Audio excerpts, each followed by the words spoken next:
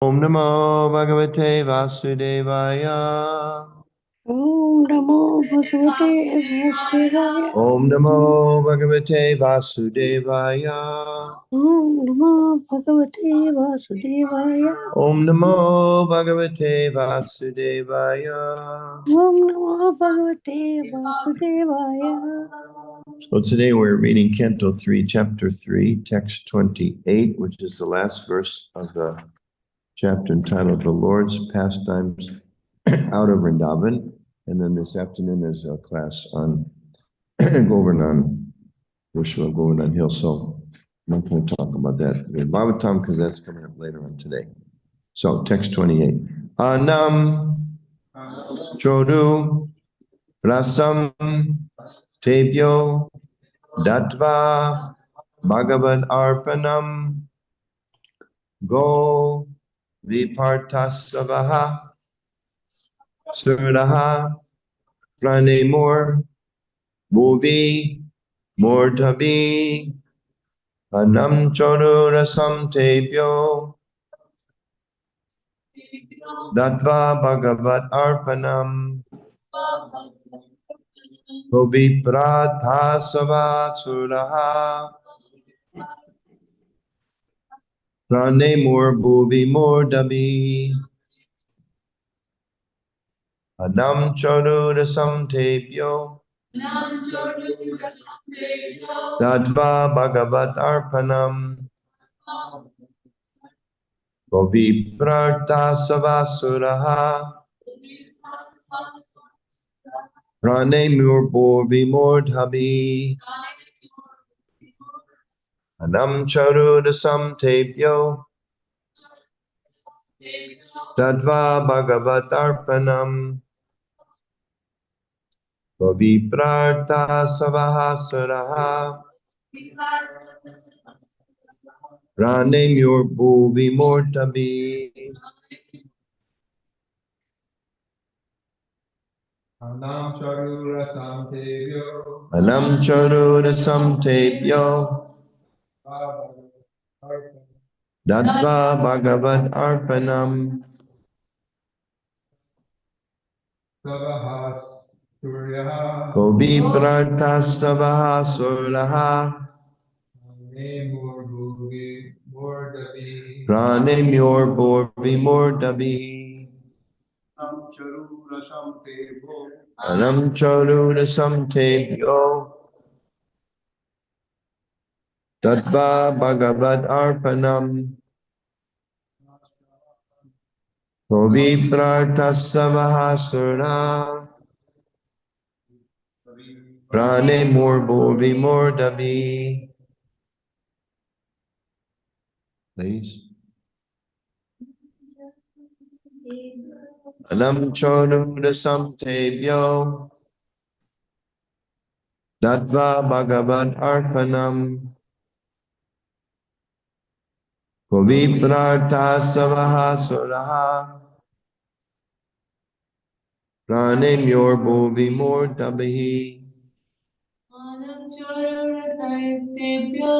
Anam Chodudasam Tebyo Dadva Bhagavat Arpanam Goviprarthasavasuraha Prane Murbo Vimurdavi. Word meanings Anam, foodstuff. Cha, also. Ururasam, highly delicious. Debya, unto the Brahmanas. Datva, after supplying.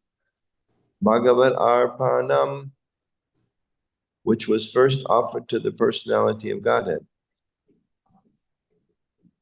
Go, cows. Vipra, Brahmanas.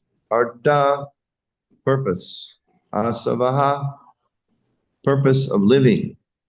Shura, all the valiant Kshatriyas. Pranemu, offered obeisances. Bhuvi, touching the ground. Mordabihi, with their heads. Thereafter they offered the Brahmanas highly delicious foodstuffs, first offered to the personality of Godhead, and offered their respectful obeisances by touching their heads to the ground. They lived perfectly by protecting the cows and brahmanas. So please repeat. Thereafter, they offered the brahmanas highly delicious foodstuffs, first offered to the personality of Godhead, and offered their respectful obeisances by touching their heads to the ground. They lived perfectly by protecting the cows and the brahmanas. Report. The behavior exhibited by the descendants of Yadu in the pilgrimage site of Prabhas was highly cultured and exactly to the point of human perfection. The perfection of human life is attained by following three principles of civilization: protecting the cows, maintaining the Brahminical culture, and above all, becoming a pure devotee of the Lord. Without becoming a devotee of the Lord, one cannot perfect one's human life. The perfection of human life is to be elevated to the spiritual world, where there is no birth, no death, no disease, and no old age. That is the highest perfectional aim of human life. Without this aim, any amount of material advancement in so-called comforts can only bring the defeat of the human form of life. Brahmanas and Vaishnavas do not accept any foodstuff which is not first offered to the personality of Godhead. Foodstuff offered to the Lord is accepted by the devotees as the mercy of the Lord. After all, the Lord supplies all kinds of foodstuff, both to the human being and to other animals. The human being must be conscious of the fact that all foodstuffs, namely grains, vegetables, milk, water, etc., the prime necessities of life, are supplied for mankind by the Lord. And such foodstuffs cannot be manufactured by any scientist or materialist in a laboratory or factory established by human effort. The intelligent class of men are called Brahmanas, and those who have realized the absolute truth in its supreme personal feature are called Vaishnavas. But both of them accept foodstuffs, which are the remnants of sacrifice. Sacrifice is ultimately meant to satisfy the Yajna Purusha, Vishnu. In Bhagavad Gita 3:13, it is said that one who accepts foodstuffs as the remnants of sacrifice is freed from all sinful reactions, and one who cooks foodstuffs for maintenance of his body takes in all kinds of sins, which lead only to suffering. The foodstuffs prepared by the Yadus at the Prabhas pilgrimage site to offer to the bona fide Brahmanas were all offered to the personality of Godhead, Vishnu. The Yadus offer their sincere obeisances by touching their heads to the ground. The Yadus, nor any enlightened family in Vedic culture, are trained for attainment of human perfection by total cooperation of service between the different divisions of social orders. The word urarasam is also significant here. Hundreds of delicacies can be prepared simply by the combination of grain, vegetables, and milk. All such preparations are in the mode of goodness, and therefore may be offered to the personality of Godhead. As stated in Bhagavad Gita 9:26, the Lord accepts only foodstuffs which are within the range of fruits, flowers, leaves, and liquids, provided they are offered in complete devotional service. Devotional service is the only criterion for a bona fide offering to the Lord. The Lord assures that he positively eats such foodstuffs offered by the devotees. So, judging from all sides, the Yadus were perfectly trained, civilized persons, and their being cursed by the Brahmana sages was only by the desire of the Lord. The whole incident was a warning to all concerned that no one should behave lightly with Brahmanas and Vaishnavas. Thus end the Bhaktivinoda purports of the third canto, third chapter of the Srimad Bhagavatam, entitled The Lord's Pastimes Out of Vrindavan.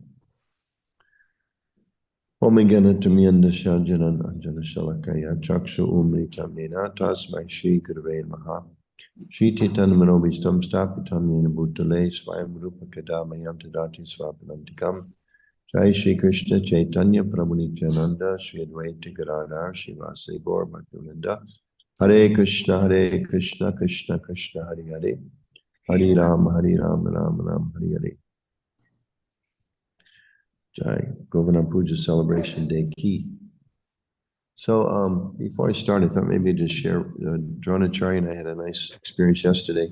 We went downtown, there's one of the city councilmen, his name is Nicholas O'Rourke, which sounds like an Irish name, but he's a black guy. And we met him, he's doing a series of little video snippets with the different people of different religious traditions in the community, because he explains he feels it's important for different religious communities and non-religious communities to understand each other, and through understanding, appreciate, and promote better cooperation. So it's rare that somebody would even do that as a political leader. And what was even more rare is when we sat down to talk to him, he wasn't just doing it as kind of a political ploy, you might say, to show, yeah, I like religious people. But we sat and talked. He was really a very deeply spiritual person. And when we started to talk to him, he explained to us, because I saw there were previous videos with some Buddhist community from Japan, and I don't know if he's doing 10 of these or 20 of these or 50 of these or whatever, but either way included us. So Drone and I began talking to him, and he explained about how he had actually attended a Bible college and his own spiritual path. He was, studying this and belonged to this group, and then this group and this group, and they had another friend that was even involved in even more diverse religious experience. And then he explained that he was married. His own wife was Muslim, although he was Christian. And then he told us about how when he goes to Denver, you go to Denver sometimes, right? So when he goes to Denver, which is where I became a devotee, he always visits the Hare Krishna temple because he really enjoys the kirtan, and on and on like that, Yeah, he goes to the Denver temple on a regular basis. I mean, I don't know, at least more than once for sure. And how much he appreciates the kirtan, and how much he appreciates devotees. And he kind of pronounced a lot of words correctly that nobody else would get. And it was really very nice to see that for a whole bunch of reasons. What's that? Yeah. At one point he said, yeah, and I really like kirtan. He said, what's that one woman that sings Gopi Girl? Is that her name, Gopi Girl? We looked at each other, like, is that a Chucha Gopi? He said, yeah, that's probably her. She's really good. And, then we said, well, she comes here. She lives in New York, and she comes here to Rath Yatra and, does kirtan here. And you definitely have, so he was like, yeah, I definitely got to come next year. You got to give me enough advance notice. And then he said to his aide, is that event that we were going to try to go to? And at that point, it kind of looked like the aide was like, yeah, I'm sorry, I didn't really push that so well. It was like, geez, I guess I really should have made sure that was on your calendar. Sorry about that. He was like, I definitely want to come next year. And they was asking us some really interesting, sincere questions about, one of the challenges I have as a spiritual or really trying to be a spiritual religious person, and I have this obligation in my service for the government. How do you blend those two things together? And it was really nice, because I live in DC, and I always I have my little act about how, sometimes you hear congressmen or senators speak, and they have a very standard thing. I could give their talk. It's like, I'm so happy to be here today with the Armenian Turkish community. And it's very much a pleasure, because I know the contributions that the Armenian Turkish community performed to this country. And, we're never going to make progress as Americans unless we work together. That's what this whole nation is about. And I'm so glad to see the contributions of the Turkish American community. And you can add, you just fill in the blank, right? And it's nice they show up, but there's no real significant, they're just doing their job.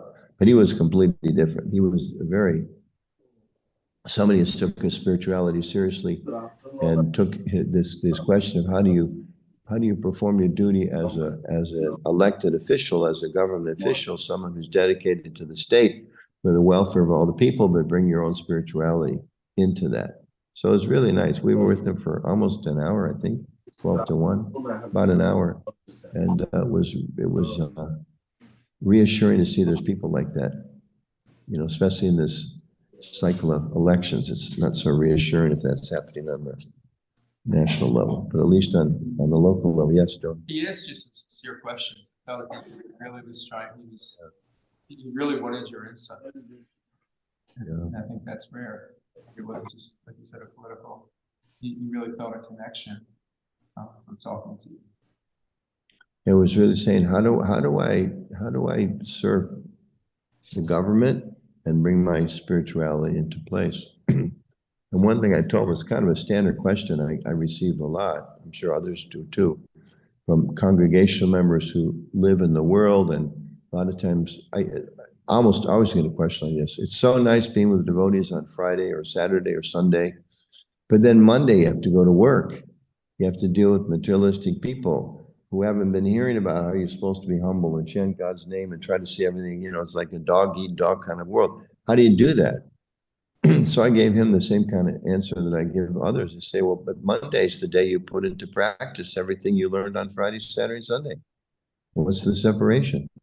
You got to go out there and, you know, you learn to be nice people. So getting into the bus Monday morning and say hello. Like they even have a sign. I think it's in here. I saw it recently. They had like, thank you, and then gracias, and some other languages with a sign of a bus driver saying, it's only one word, whatever language you use. Just, you know, somebody in the city put that up as a reminder that it does help to be nice to each other in these days of conflict and polarization and things like that. So same theory as devotees. It's not that, okay, when I'm in the temple, I'm a devotee, and then I got to go out there and just act the way everybody else acts. But I should bring my Krishna consciousness into the world, and it does make a difference. So we're kind of talking to him about that. So it was a little kind of inspiring experience yesterday. So this is one of those purports where Prabhupada discusses a whole lot of things. And you could kind of like I was thinking this is a great, I mean, devotees, I don't think in here in the kitchen, it's great, some great verses about prasadam distribution, because today, right, this is the day devotees go and distribute food and prasad at Kensington area, which Jordan also mentioned to him how we're doing that, and he really appreciated that as our effort to reach out. So many different things are touched upon here. So just a few, put it in context. So Sukadev here is telling the history of the meeting of Uddhava and Vidura, and later of Vidura and Maitreya. So he's kind of like setting up that whole scene. He's giving a very quick summary of how things got to where they are now. And he's explaining in a few verses how the Lord has wrapped up he's preparing to leave the world. That's coming up, I think, in the very next chapter. And he's explaining how the Yadus, how they left this world, how the Lord is part of his arrangement. We know when he was asked to come here to Purusha Shukta prayers were offered there to ask Lord Vishnu, maintaining the universe, can he come? He said, yeah, you know, Krishna is going to come into this world and teach and rectify everything.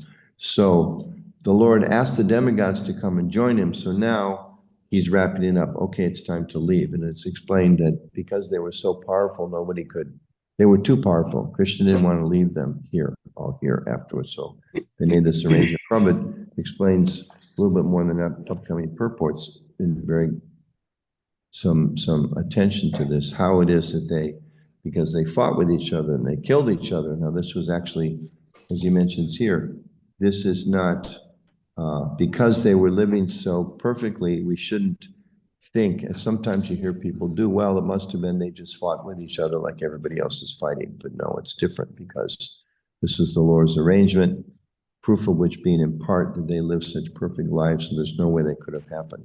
Just like we read the Leela of Sita and Ram, and sometimes you meet people that have not a complete understanding, and they'll say, well, Ram didn't treat Sita very well because he sent her away, and this is the source of all kinds of marital disputes and blah, blah, blah, blah, blah. It's just not much knowledge. Or how is it that, you know, Krishna wasn't a very faithful person because he married 16,000 wives. Well, okay, wait a minute, 16,000, let's think about that for a minute. This is not an ordinary person. You know, this is not an ordinary situation. So sometimes people, they want to kind of cut in and take a little piece of it. So for us, I think critical point for us, because I always try to see this in terms of, okay, the pastimes are there. It's good for us to meditate upon and learn and focus on the Lord, but it's also important to see what does it actually mean for us. So it's described here that, these three principles of protecting cows, following Brahminical culture, and most importantly of cultivating bhakti. So how do we live in this world in a way we're doing that we're cultivating our own spiritual life and also set an example for others? And Prabhupada says, without achieving this, all other goals of life are defeated. And we live in a world where people are very focused on goals.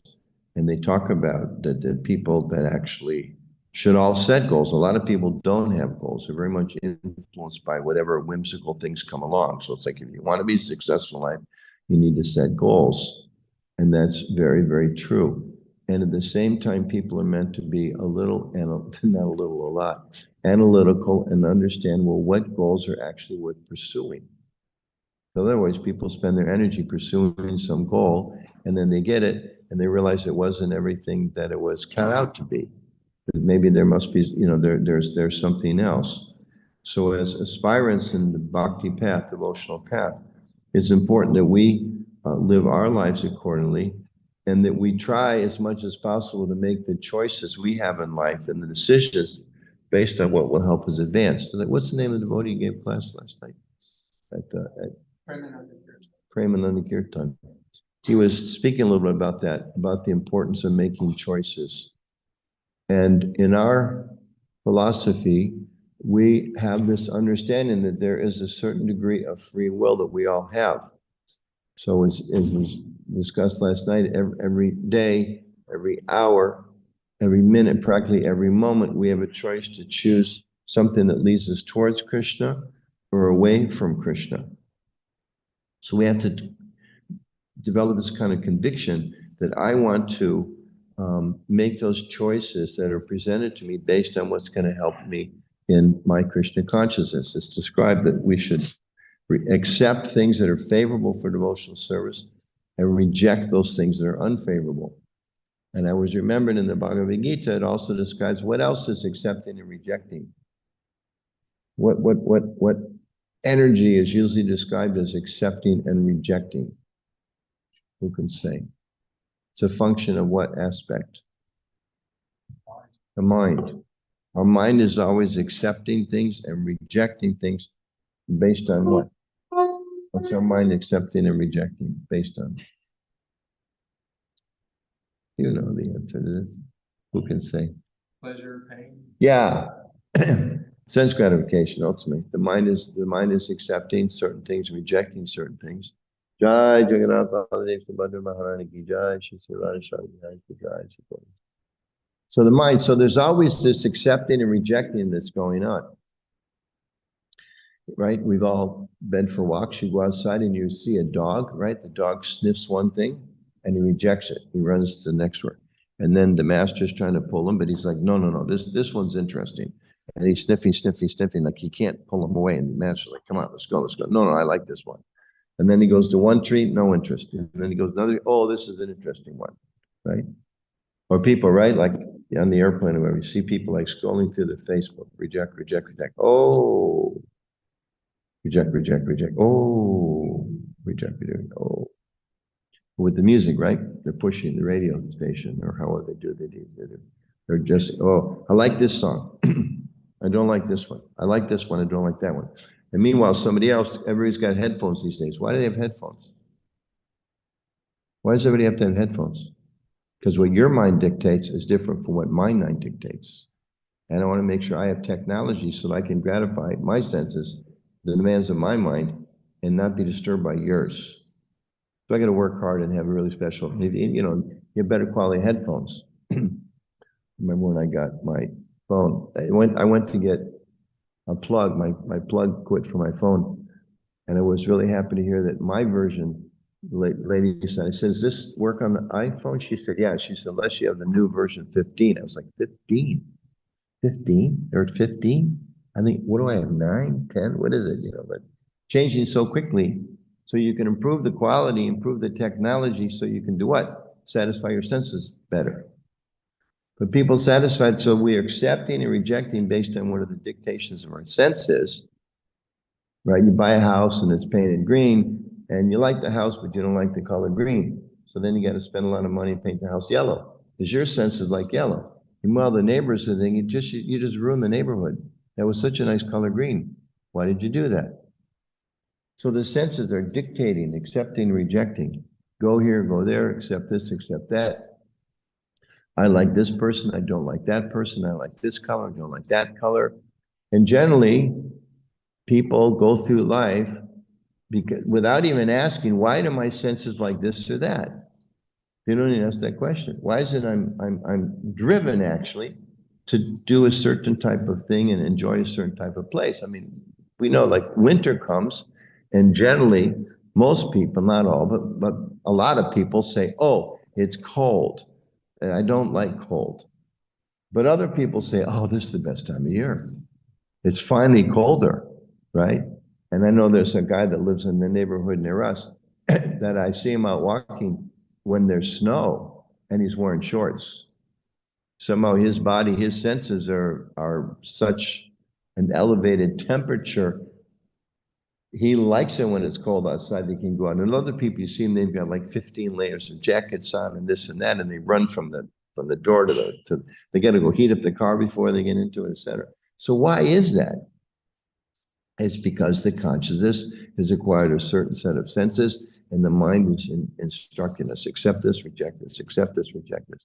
So as spiritual aspirants, as devotees, we're trying to change that. Yogis, they're trying to control the senses and control the mind and be in touch with the super soul, and eventually awaken their devotion through meditation, through knowledge, pull their senses in, right? In the Gita, it describes like a tortoise pulls their legs and their head inside their shell.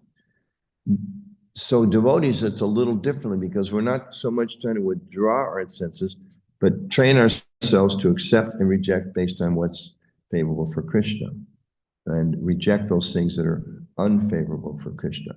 Because we're understanding that if we don't do that, then we're doing so based on the mind. And of course, in mixed devotional service, it's a little bit of both.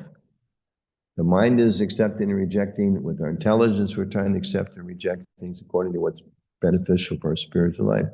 But gradually, as we become more purified, pure devotees explain, they only do things for Krishna. We have all these wonderful stories like the gopis, right? Krishna's got a headache. We need the dust of your feet. And even the other devotees are like, okay, yeah, dust of my feet, sure, it's for Krishna, but it's the dust of my feet. But there's a reaction for that. And if I do that, that's not good for me. And so there's this like challenge. Gopis like, here's the dust, here's the dust, here's the dust. But aren't you concerned about the reaction? No reaction, doesn't matter. Krishna's got a headache. So that's the example it's given us, even at our very beginning stage of devotional service, but to give us something to aspire to, so that we can help train our minds according to the instructions given by Krishna, given by our gurus, according to the Shastra, so that we can actually make progress in spiritual life. So therefore, it's described that this life is meant to be one of tapasya, or one of austerity. Lord Rishabdev says that without tapasya, life, as Prabhupada mentions here also, that the life is actually useless. It's living like animals. And not that it's necessarily being harsh, like, okay, animals, we don't care about animals. But no, we understand that soul that's taken the birth from the animal, they don't have this higher ability to make these kind of choices. They're simply being dragged about by their senses. And if we allow ourselves to be dragged about by our senses, we don't gradually overcome that, then it's not different from animal life. Therefore, it's described, tapasya, sacrifice, life is meant for sacrifice. So what does that mean, sacrifice? It describes here about different types of sacrifice. Sacrifice simply means you put aside one thing for the other. Just like, the modern era, I know from my kids and speaking with Drone and others yesterday, what does sacrifice mean if you have kids? It means Saturday, you'd really like to stay home and read some Bhagavatam or this and that, but you got to take your kid to the ball game. And when you go to the ball game, you got to sit there with a bunch of people you don't necessarily like. And like I recently went to my grandson's game. It's like, go Bears. You know, like if you're there, you might as well get into it. Go Bears. Go Bears. So your sacrifice is like, oh, geez, I should do this. I should do this. I should do this. I should do this. But I'm going to make a different decision because there's other values that are important. So just like the Greek philosopher described, maybe it was Socrates, that an unexamined life's not worth leading. So what does that mean? Unexamined. It means where do what are the values that I choose, and then I try to train ourselves gradually. Let me accept what's favorable and reject what's unfavorable. In the beginning, it means things like, okay, it's Sunday, let me come to the temple.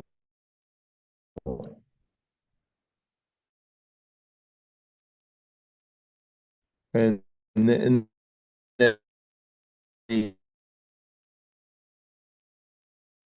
yeah, or we go to the burger bar, it's like, wow, what's like, wow, fantastic. I think I should make a nice pizza today. Well, make some nice kitchen, make some nice rice and dal for the Lord. It's like, yeah, definitely going to do that. And then you check the calendar once again. It's like, oh, this is what is last day. You reject, right? The people that we like, and just especially too when people first become devotees, it's a big challenge because you have so many friends, people that you like.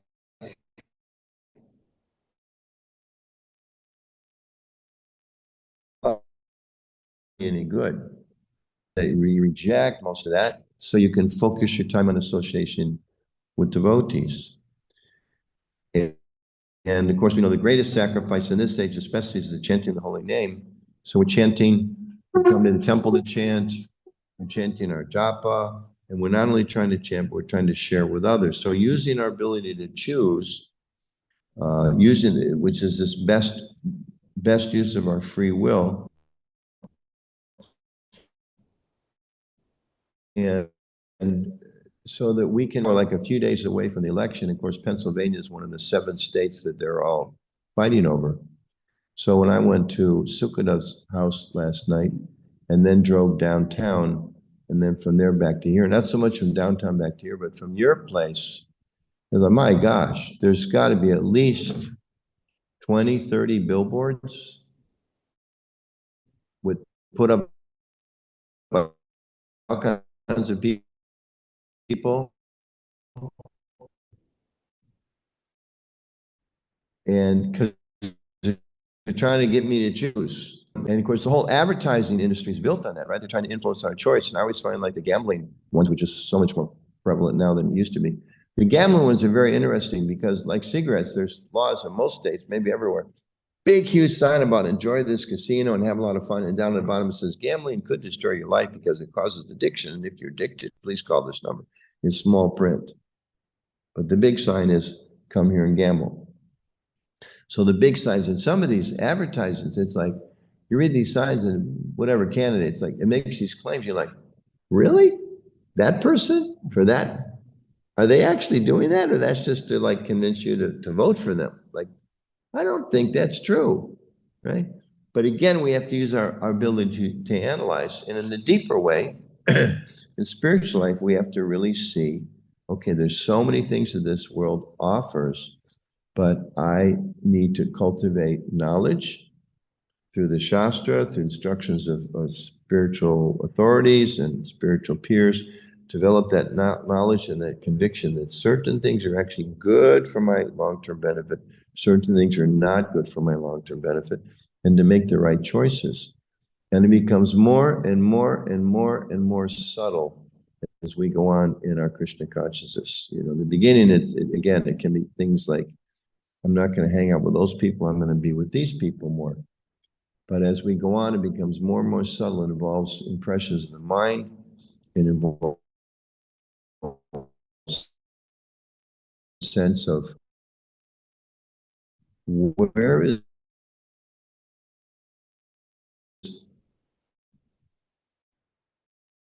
coming from, feels, and just kind of somebody walks in the room and we like them and somebody else walks in and we don't like. Where is that coming from? Why is that? Is that really me? Somebody walks in, oh, I like people that wear that color. Well, no, I don't. I'm spirit soul. That's just my body. That's just my mind. I like people that live in a certain way or do certain things. And even as devotees, it affects us too. I like, oh, so-and-so's leading kirtan. I like their kirtan. I don't like that kirtan.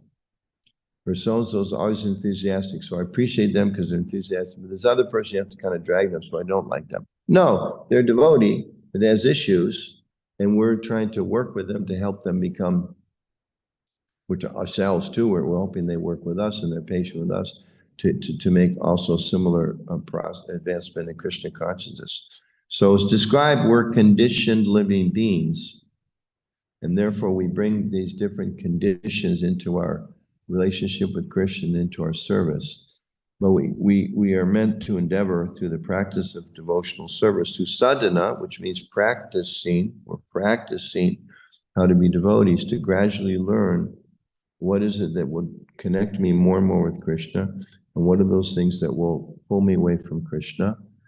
And as is described here with the Yadavas, that they were living perfectly because everything they were doing was aligned with Shastra, and they were very faithful, respectful to Brahminical culture, to protection of cows, which of course means not just protecting cows, which we do at our eco villages and farms and Vrindavan and Kitanagari like that, but also caring for all living entities and practicing Brahminical culture, which doesn't just mean, wearing a thread and chanting a few mantras, but it means a culture that's focused on awakening spiritual knowledge.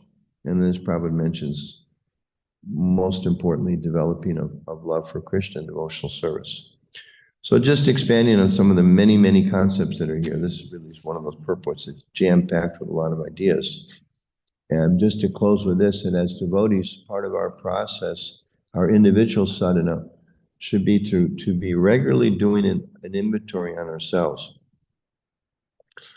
How am I making some progress? What are the obstacles? How can I be determined to push through that obstacle, that whatever it is that needs to be cleansed in my heart and cleansed in my mind, cleansed in my behavior?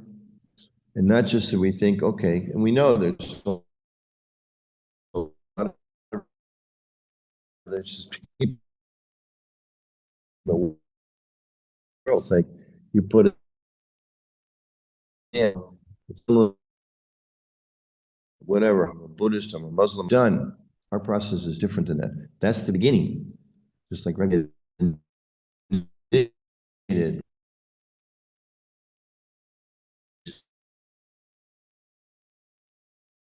wow,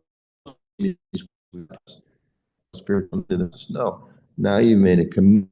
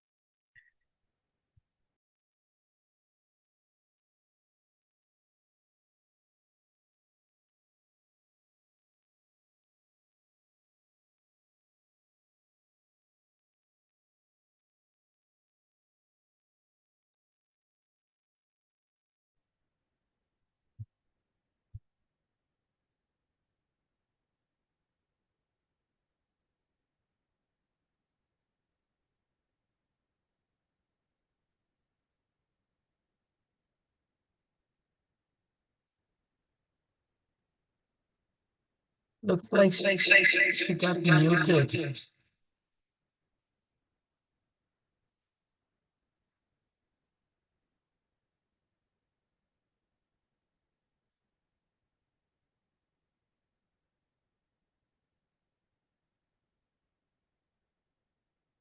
Second. So we make the wrong choice, but then we have two choices. Okay, so I made the wrong choice.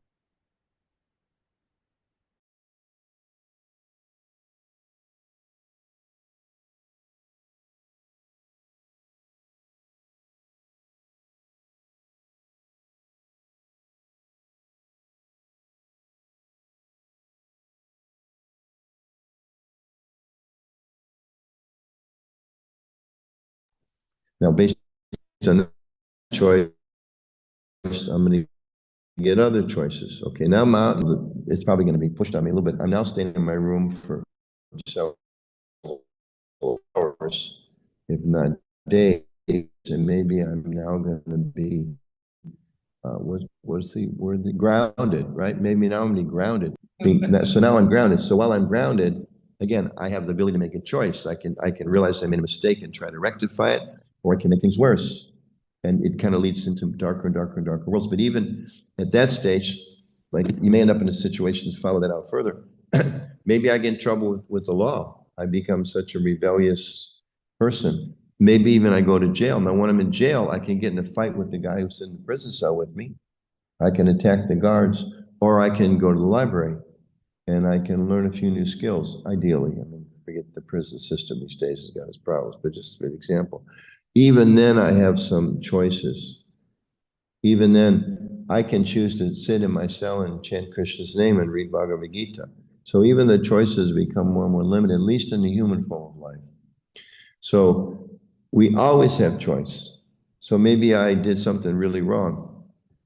Maybe today, whatever, little thing. I ate too much, or I offended a devotee. I still have the choices to respond to that. I still have the choices to turn that around. So that we should always keep in mind, because the process of Krishna consciousness is a lot of it is we still aren't totally convinced we should surrender to Krishna. So our choices are sometimes not good ones. Getting angry. Sometimes we get angry and we say harsh things to one another, even, been married for 30 years. And sometimes you say harsh things. You've been friends for 40 years. Sometimes you say harsh things or mean things or unkind things. And then we blew it, So you can lament or you can apologize. You can get even more mad because they made you get mad. Or you can recognize that, okay, that was a mistake. What am I going to do differently next time? And make that commitment. So we have the ability to make the right choice. We can avoid the wrong choice.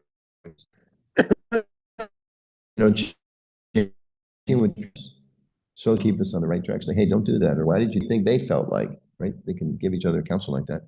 And, studying, there's so many examples. I mean, the Bhagavatam's full of great personalities that blew it again and again and again, and how they rectified their situation, how they turned things around, which in part is to teach us an example and also to give us hope that, okay, I also make a lot of mistakes. I fall off the wagon, as they say in the addictions culture, but you can pick yourself up again. And our philosophy is so wonderful because like, hey, you blow it. You get to, unfortunately take birth in the lower species, but then you work your way up again. Krishna gives us, that's our vision of God. He gives us unlimited chances. There's no point at which Krishna says, that's it. I've had enough. You're out. Get out of the house, right? Sometimes mom or dad's like, get out of the house, right? The famous story with Gandhi, right? He had a fight with his wife. Get out of the house. So in those days, that meant like she went and sat on the front porch. Because there's no question getting out of the house because they're, that type of a culture. So she sat in the house until he realized he was unnecessarily angry. And then I don't know what happened, probably apologized, and called it back in. So Krishna's like that, like get out of the house so you can, because you wanted to be out of the house and go learn your lesson. And then the door's open, everyone can come back. Is that okay? Okay. Any other questions or comments? Okay. Oh, online.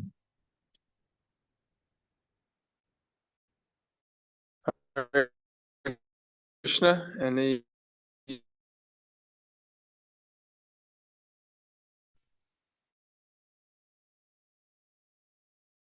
questions from an audience?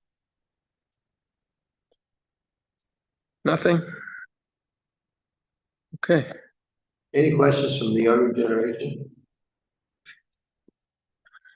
You're supposed to have the most intelligent questions. That's part of being young and intelligent and thoughtful. Not today, okay. Okay, so we'll quit. Thank you very much. Srila Prabhupada ki jai. Thank you, Prabhu.